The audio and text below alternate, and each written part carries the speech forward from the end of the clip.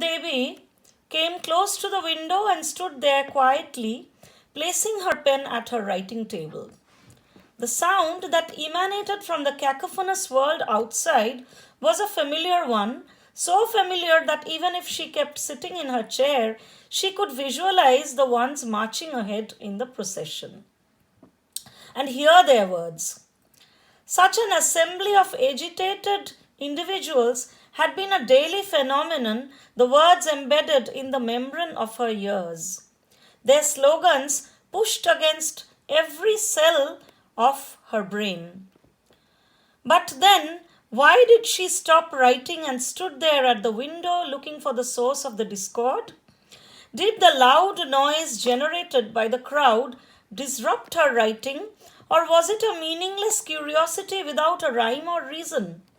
Such an insatiable urge to know what could be the source of such public outrage? Whatever be it, such chaos in the city streets should not have been an impediment to her writing, never. Anamika Devi had been born and brought up amidst such characteristic chaos of her ancestral house, a house that stood tall at the beginning of a vastly populated Kolkata street.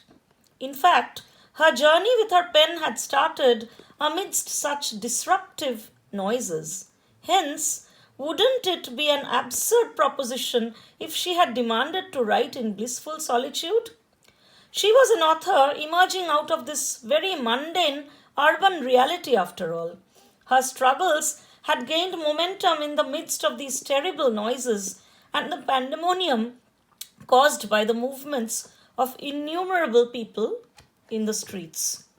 So, this is a very visual, and I found it a very raw and visceral portrayal of an author's world who is writing in the midst of a very populous Kolkata street, and all the noises and sounds, the sights and the smells, which are very sensory, a very sensory depiction of the Kolkata of the 70s, is integral to the development of her psyche, and it has brought out so beautifully by Ashapurna Devi's pen.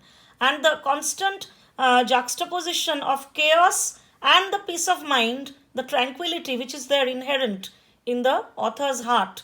So this has been brought out in the original Bengali so beautifully. I don't know whether my work does justice to it, but here it is in front of you. Thank you very much for this opportunity to read out a part of